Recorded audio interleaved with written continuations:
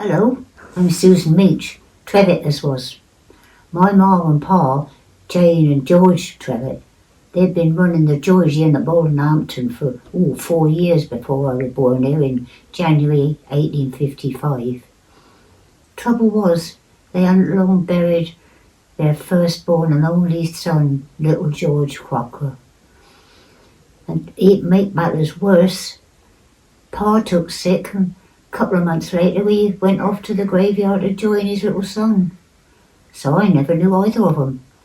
And pa were only 26. He'd been a shoesmith and took on the George for a bit of extra cash and somewhere to live, I reckon. So we had to move out, of course. And ma struggled on, taking in laundry, and me and my sisters, Anne, Marie and Elizabeth, we helped her out and skivvied and did our schooling. But once we was growed, ma went off to be a nursemaid at the Garlands house up in the village, and it just left me and Anne Marie in the house because Lizzie had left home by that time as well.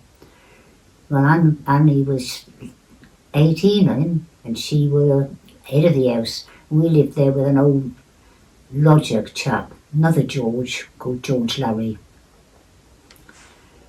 We were 15 about that time, and that was around then that I met this lovely young chap called Matthew Meech.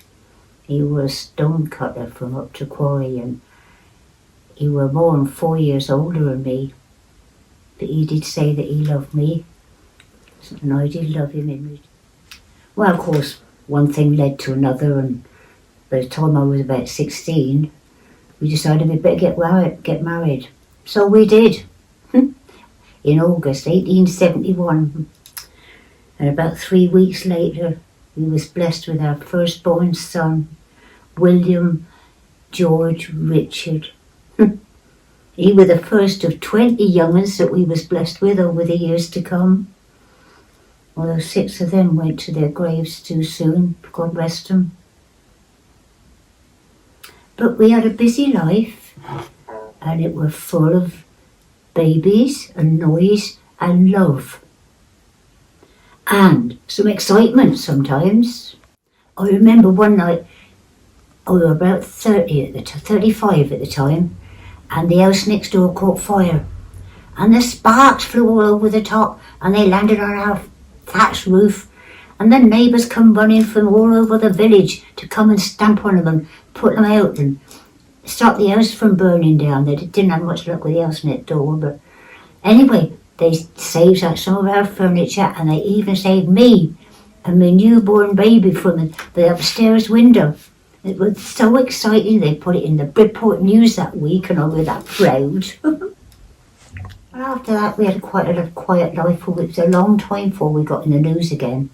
1931 to be exact, when we celebrated our diamond wedding anniversary. That's 60 years, that is.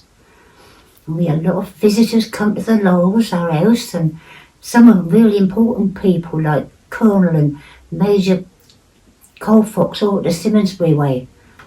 But best of all, we had a letter from the King and Queen. I was 76 then. I began to feel my age a bit, you know.